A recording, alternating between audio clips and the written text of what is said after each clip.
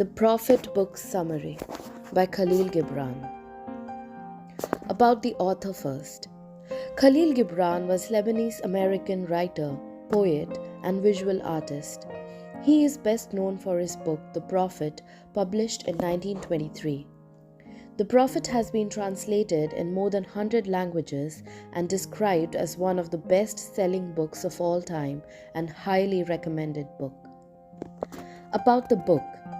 The Prophet is a fable about the Prophet Al-Mustafa, who has lived in city of Orphalese for over 12 years. And when finally leaving for his home country, people of Orphalese gather to bid him farewell and ask for his guidance on important aspects of life. The book is divided in 26 short chapters that are Prophet's responses to questions posed to him at farewell. These questions, ranging from love, work, joy, and sorrows, prayers, pleasure, to name a few. Synopsis from answers a few questions. On marriage. Kahlil Gibran says, "Love one another, but make not a bond of love. Let it rather be a moving sea between the shores of your souls, and stand together, yet not too near together. For the pillars of the temple stand apart, and the oak tree and the cypress grow not in each other's shadow." On children, you may give them your love, but not your thoughts. You may strive to be like them, but seek not to make them like you. For life goes not backward, nor stays with yesterday for longer than intended. On giving, you give but little when you give of your possessions. It is when you give of yourself that you truly give. For truth, it is life that gives unto life, while you, who deem yourself a giver, are but a witness. On work, you work so that you may keep pace with the earth and the soul of the earth. For to be idle is to become a stranger unto the seasons, and to step out of life's procession that marches in majesty and proud submission towards the infinite.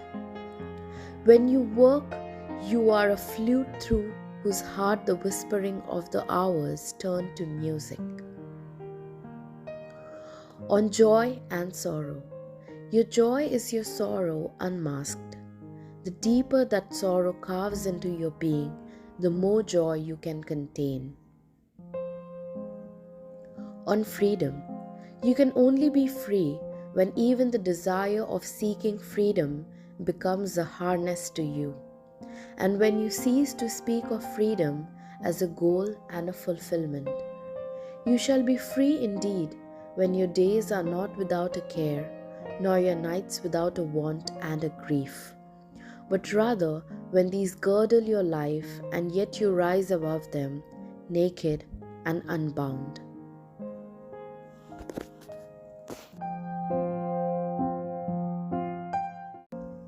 On pain. Your pain is the breaking of the shell that encloses your understanding. Even as the stone of the fruit must break, that its heart may stand in the sun, so must you know pain. It is the bitter potion by which the physician within you heals your sick self. On self-knowledge. Your heart knows in silence the secrets of the days and the nights, but your ears thirst for the sound of your heart's knowledge. You would know in words that which you have always known in thought. On teaching. No man can reveal to you anything at all but that which already lies half asleep in the dawning of your knowledge. If he is indeed wise, he does not bid you enter the house of his wisdom, but rather leads you to the threshold of your own mind. And even as each one of you stands alone in God's knowledge, so must each one of you be alone in His knowledge of God and in His understanding of the earth. On friendship. Your friend is your needs answered. He is your field which you sow with love and reap with thanksgiving. When he is silent, your heart ceases not to listen to his heart.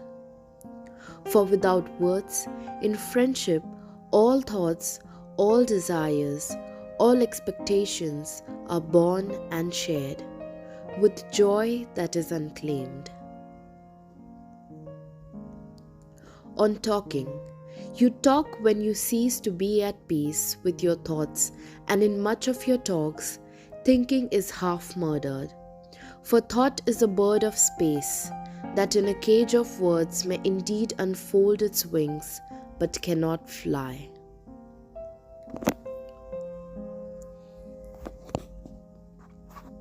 On good and evil. Explaining good and evil nicely, Al-Mustafa says, what is evil is but good tortured by its own hunger and thirst. Verily, when good is hungry, it seeks food even in dark caves, and when it thirsts, it drinks even of dead waters.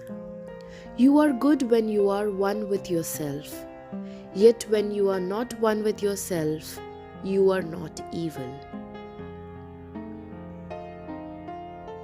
On prayer. You pray in your distress and in your need. Should you might pray also in the fullness of your joy and in your days of abundance. For what is prayer but the expansion of yourself into the living ether?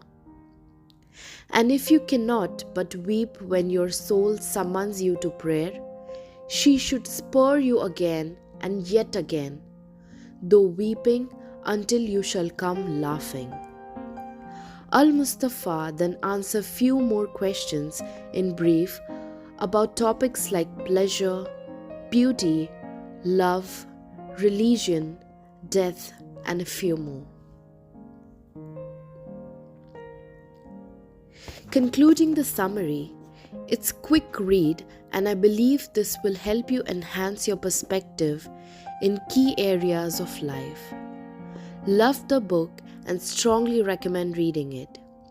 If at all you choose to read this book, do share your experience and what you pick from the book. Happy reading!